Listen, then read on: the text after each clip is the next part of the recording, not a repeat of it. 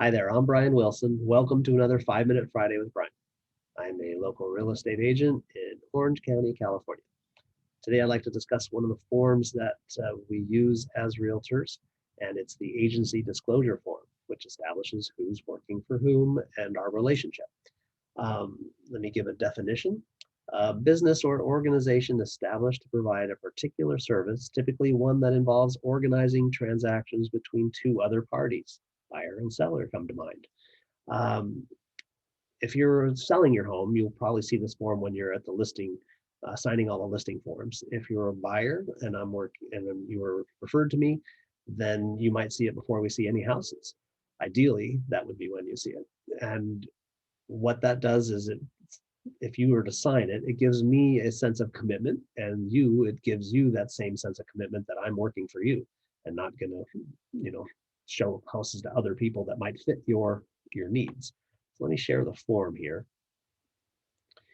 Share screen. There we go. All right. So as you can see, if I'm highlighted a few key things here, seller's agent basically means I'm acting on behalf of as the agent for the seller only, and any other agents that happen to work for me or with me. And I have a fiduciary duty of utmost care, integrity, honesty, and loyalty in dealings with the seller.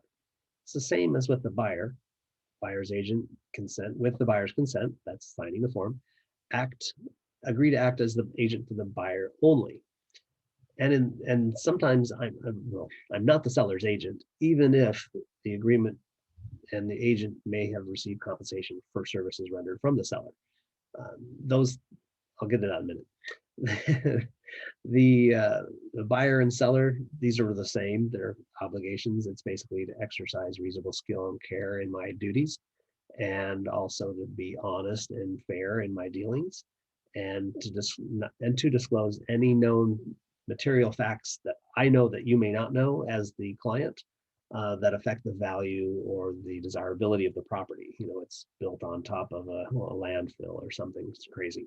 But I'm not obligated to reveal anything to the other party.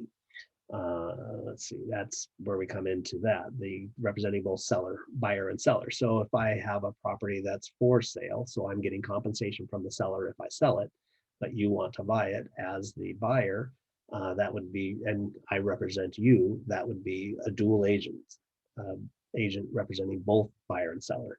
The main thing there is the agent. As the agent, I really have to be careful to understand who I'm talking to and on whose behalf.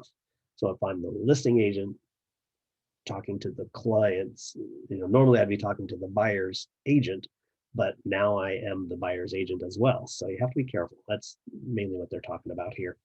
And unless the seller says you can tell them this, or the buyer says you can let them know this, those kind of things. But as the agent, you also need to know I am just the agent. I'm not the CPA. I'm not an attorney. I'm not the mortgage broker. So I may not know those kind of questions or answers to those questions. So if you do have tax advice, talk to your CPA is what they're letting you know here. And this again is it's all based on a civil code. So the page 2 is all a civil code. So if you really can't sleep one night, go and read it. There's nothing to sign on it, but it's basically is the entire civil code. So that's the agency form. Let me come back, stop my share. So that basically establishes who's working for whom and what the responsibilities are. It's important. And again, here's my contact information. If you have any questions on something else, please reach out and let me know. Like or subscribe, both. Appreciate it.